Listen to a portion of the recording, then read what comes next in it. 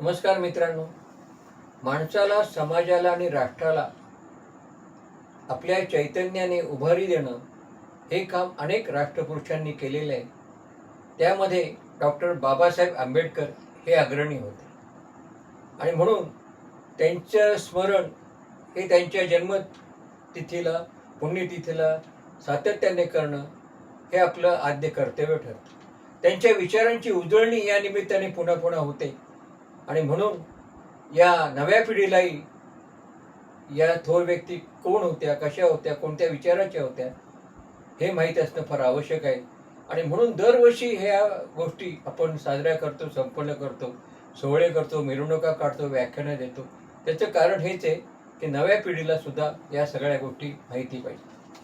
आज मी डॉक्टर बाबासाहेब आंबेडकर यांनी जनमानसातलं आपल्या बांधवांचं सत्व आणि त्यांचं विचार हे जागृत करण्यासाठी फार मोठं काम केलेलं आहे.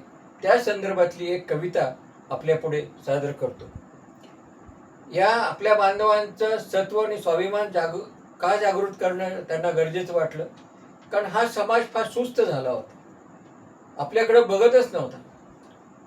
आपण आपला उद्धार केला पाहिजे, आपणच पुढे गेलं पाहिजे हे त्यांना समजतच नव्हतं. तर हा विचार त्यांनी कसा दिला ते या कवितेत मी आपल्यापुढे सादर करतो.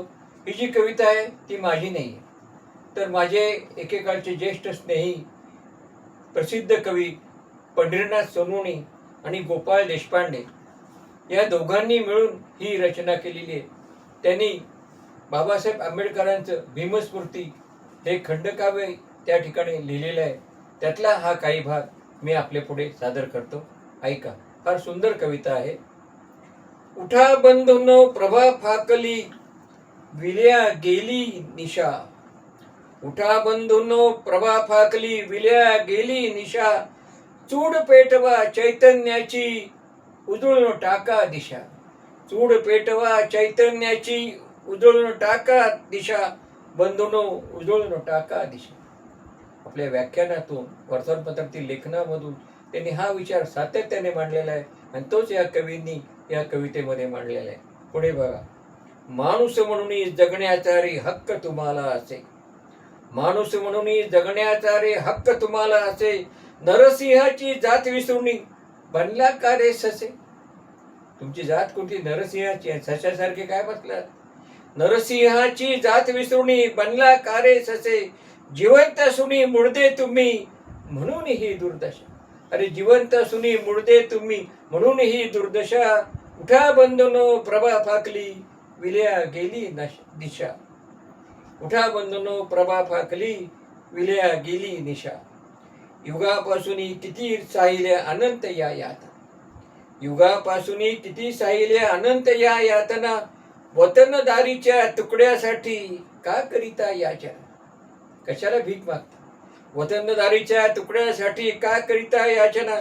तुकडे तुकडे करा रूढीचे, तुकडे तुकडे करा रूढीचे. चढू द्या थोडी नशा, चढू द्या थोडी नशा. उठा बंधूंनो, प्रभा फाकली, विल्या गेली निशा. निश्चय आता करा मनाशी, उजळून टाकू कुळी. निश्चय आता करा मनाशी, उजळून टाकू कुळी. साक्षर होऊन अज्ञानाला, पार गाडू या तळी. साक्षर होऊन अज्ञानाला, पार गाडू या तळी. घरे अंगणे स्वच्छ ठेवूया, शपथा घेरे आशा. म्हणजे ज्ञान मिळवा आणि तुमचं राहणीमान सुद्धा स्वच्छ ठेवा. हे दोन्ही त्यांनी फार छान सांगितलंय. निश्चय आता करा मनाशी, उजळून टाकू कुळी. साक्षर होऊन अज्ञानाला, पार गाडूया तळी. घरे अंगणे स्वच्छ ठेवूया, शपथ घ्या रे आशा. उठा बंधूंनो, प्रभा फाकली, विल्या गेली निशा. शेवटी काय म्हणतायत? एकजुटीची मशाल जळती आज घेऊन करी. संदेशाचे निशाण उभवा तोरे निळ्या अंबरी. धर्मांनाच्या तुडवा पगड्या, पायदळी त्या कशा. जिवंत असूनी मुळदे तुम्ही, म्हणून ही दुर्दशा. जिवंत असूनी मुळदे तुम्ही, म्हणून ही दुर्दशा. उठा बंधूंनो, प्रभा फाकली, विल्या गेली निशा. चूड पेटवा चैतन्याची, उजळून टाका दिशा. बंधूंनो, उजळून टाका दिशा. ज्ञान मिळवा, आपलं राहणीमान सुधारा, हा विचार त्यांनी आपल्या बांधवांना दिला आणि खरोखर तो स्वीकारला. म्हणून आज सगळे त्यांचे बांधव, पुढची पिढी ही किती प्रगतीपथावर आहे, सगळे ज्ञानसंपन्न होत आहेत. ही सगळी आंबेडकरांच्याच विचारांची देणगी आहे असं मला वाटतं. आणि म्हणून आंबेडकरांचा विचार दरवेळेला त्यांच्या या स्मृतिदिनी, जयंतीदिनी आपण नेहमीच पुन्हा पुन्हा त्याचं आठवलं पाहिजे, नव्या पिढीला सांगितलं पाहिजे असं मला वाटतं. आंबेडकरांच्या सर्व वाटचालीला, त्यांच्या कर्तृत्वाला मी नमस्कार करतो आणि थांबतो. धन्यवाद.